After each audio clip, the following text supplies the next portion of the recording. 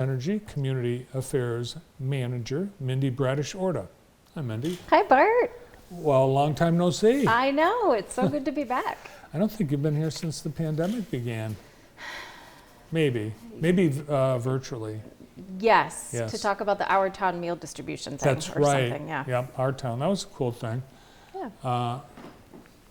Another way that the company is giving back to the community since Our Town, we've seen when you've had community disasters, you're there with free food and ice cream and water and ice. And that's something I think it's a pretty new service of the company.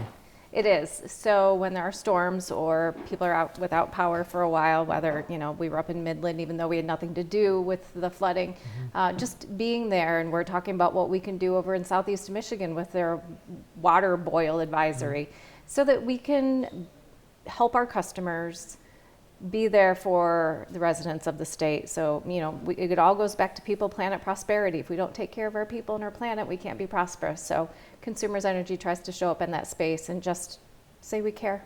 It seems like every month there's a new announcement from the company about your path to your clean energy future, reducing the coal usage. In fact, it's even more ambitious than when you first announced your plan.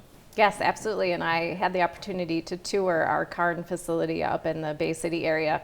And it's just fascinating how we used to produce energy and how we can do it in the future. So the company is very committed to providing safe, reliable, renewable energy sources for our customers. And we might be leading in the space, being faster and more ambitious than the government and regulators tell us to, but it's also the corporations that are saying, we want clean energy, provide us clean energy. So it's coming from all angles, and we're happy to step up and do that. Yeah, people are wondering, how are we going to power our brand new electric cars? And that's what worries me, that I'm going to be out, oh my gosh, I'm out of juice. But you're putting in how many, what are they? They're not called gas stations, obviously. Just EV chargers. EV chargers. They're charging stations, yep.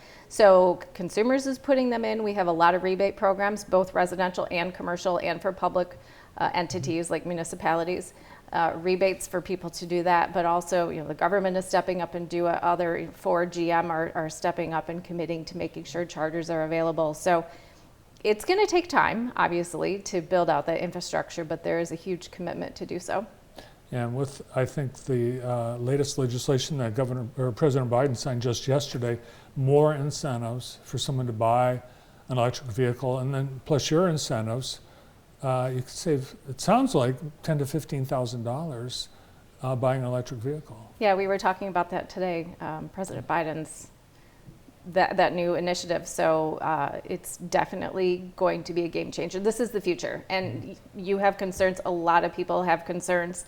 I think it's just going to take time, and we're slowly going to adapt in that way. And I also really appreciate that the government is looking at our local manufacturers that make combustion engines to help them make the transition over. Yeah, because there's things that are going to be needed that replace all the gasoline-powered engines. There's still going to be an engine that runs the truck. Well, they say 30,000 parts in a combustion engine and 6,000 parts in an electric vehicle, which is also another reason to consider an electric vehicle, because the maintenance is a lot less. But then what does that do to all of our maintenance shops around town? We got to think about helping everyone make this transition. That's right.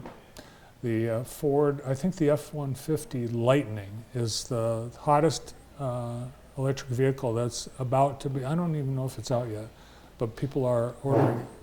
There's more orders than they can make. Yes, there's a huge wait list. Well, I mentioned that the company is providing a treat for the community this Friday. What are you doing?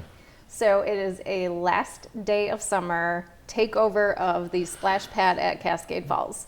So we encourage everyone to come out for the whole day. The splash pad's open from 11 to 7. So entrance is free. Typically there's a small entry fee, but Consumers is picking that up for the day. And then starting around 3 o'clock, we'll actually have an electric vehicle on site with people there to talk about what it would mean to have an electric vehicle. What are these rebates? How do you get one? We will have energy efficiency experts on site if people want to learn how to save money on their utility bill. But also we're going to have Little Caesars Pizza and coupons to the Cascades ice cream shop. So lots of free giveaways, free pizza, free ice cream, free entrance to the splash pad as one little last hurrah for summer before kids go back to school. Nice. I know you've got kids. Have they aged out of the splash pad? I think they're going to stop by, but yeah, I don't think they'll be in the water too long. All right. Well, I know both you and Josh Burgett have been on this big workout fitness kick. So are you both going to be in your Speedos for this event? Unfortunately, I think Josh is out of town and can't participate on Friday, but and I'll be working, so safety first, which means closed-toed shoes, and I'll have to be dressed for safety. So unfortunately, no. All right, so that's this Friday, and the weather forecast. Good news. It looks like it's going to be another beautiful day. So the storms that we had run through Michigan was a week, just over a week, maybe 2 weeks ago. We've been pretty lucky this summer. Remember the summer before? It was like week after week after week, but we're not done with it yet. Yeah, I do remember, and don't jinx us. No one likes to think about your electricity, right? You just want it to work when you want it. Flip the switch. And then unfortunately, there are times when it doesn't work. But we are investing millions of dollars into upgrading our gas system so that we have better, safer, more reliable natural gas to deliver, trimming trees. We have more than doubled the crews and the amount of money we're putting into trimming trees to improve that reliability so that when storms happen, there are less outages. And because of the work we've already done, we're already seeing a decline in the number of outages due to those reasons. So we're investing to make the system more reliable and keeping the affordability down. That is also a really big goal of the company. Nice. Also, you've got some big initiatives that you're part of as a sponsor. We've got Bright Walls coming up and Pride Fest. That's also something the company's sponsoring. And you've been with, I think, both events and organizations from day one, but the transformation of the community in downtown because of Bright Walls, it's been amazing. Yes, it is a true asset that we have that other communities are jealous of.